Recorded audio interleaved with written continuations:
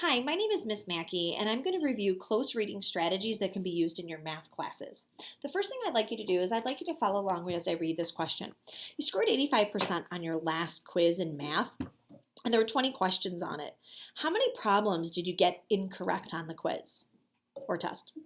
Hit the space or pause button now, and I want you to come up with an answer. All right, I'd like a show of hands. I'd like to see how many people answered 17, and then how many people answered 3. If you were using the close reading strategies, the last thing we would have done is we would have gone back and actually identified what the question is and compared it to what you actually answered. And in this case, the question specifically asked for the incorrect number of questions. If you answered 17, you answered the correct number of questions. 3 would be the number of incorrect questions. Okay. So today, we're going to follow 4 different types of reads. The first time you're going to read a problem, you're going to simply just read the problem and figure out what the problem's talking about. The second time you read a problem, you're going to read the problem and you're going to go ahead and identify what are the questions. Is there only one question? Are there 2 questions? Are there multiple questions? The third time you're going to go ahead and read and you're going to identify important numbers that would be helpful to the problem and why. The fourth time you read, you're going to go back and evaluate after solving the problem if you actually answered the problem or not. Okay? And we're going to use these 4 different reads and rereads and to solve a problem that you may see on something typical to the park. Okay? This is an example of a 7th grade math problem that includes speed. I'm going to go ahead and press it up to the screen and I'm going to ask you to go ahead and I want you to just simply do the first read. And in this first read, your focus is what is the problem actually about. Hit the spacebar button and then you can hit it again when you're ready. Now that you've read the problem, all right, let's go back and do the other steps of the read and rereads. The second time you read, you're going to go ahead and identify what are the questions. And when I'm identifying the questions, I actually may even underline them. So I'm going to simply underline the part that's asking me to go ahead and drag and drop the object in order from greatest to least. Now, obviously on the paper, you're not going to be able to drag and drop, but I've underlined what the question is asking me to do, which is put the problems in order.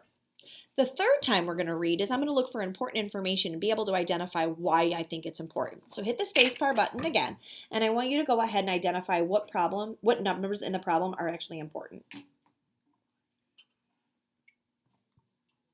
Now that you've identified the important numbers, I'm actually going to go back and circle them. So one of the things that I thought was pretty important in the problem is I'm actually comparing different numbers. So in the first problem, I have seconds are 3, time is 3, and I have time is 3 on each one of the different graphs. So object A and B are displaying the graphs, displaying the data using graphs, where C and D are displaying the data using tables.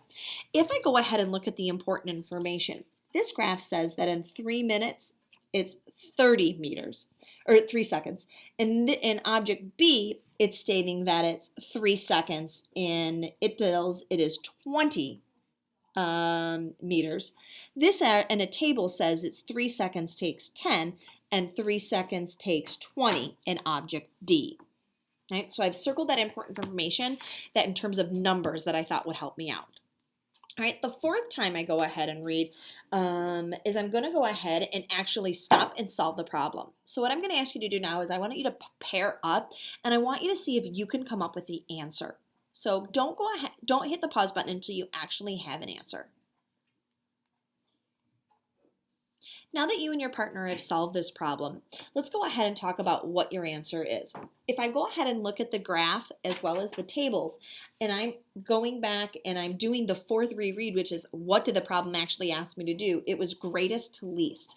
All right, so if I'm looking at this, this compares 3 to 30, this compares 3 to 20, this compares 3 to 40, 3 to 20, no, 3 to 30, 3 to 20, and 3 to 10. So which one has the greatest speed? Which one is the fastest? Which one goes the farthest? And that would be object A. So A is going to be the fastest because it can go 40.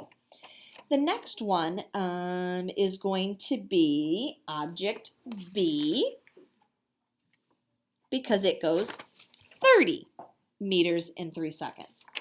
Object D goes 20, and object C goes 10. Now, looking at our fourth read, did I actually answer what the question was asking me to do?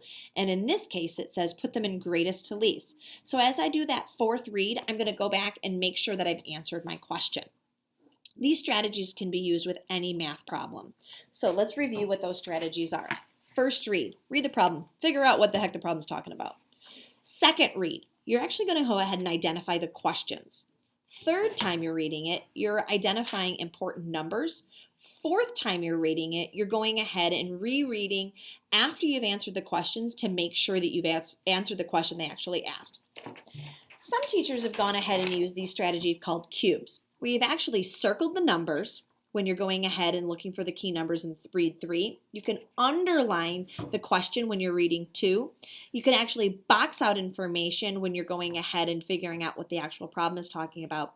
In E and S, when you go ahead and figure out what steps you take and solve it, can be used prior to using the fourth read. So, just because you learned your close reading strategies in language arts doesn't mean you shouldn't be using them in math. It's very important that when you're going ahead and solving a math problem, you go back, you read it multiple times, and look for different things each time you read. And in the end, make sure you're answering the question.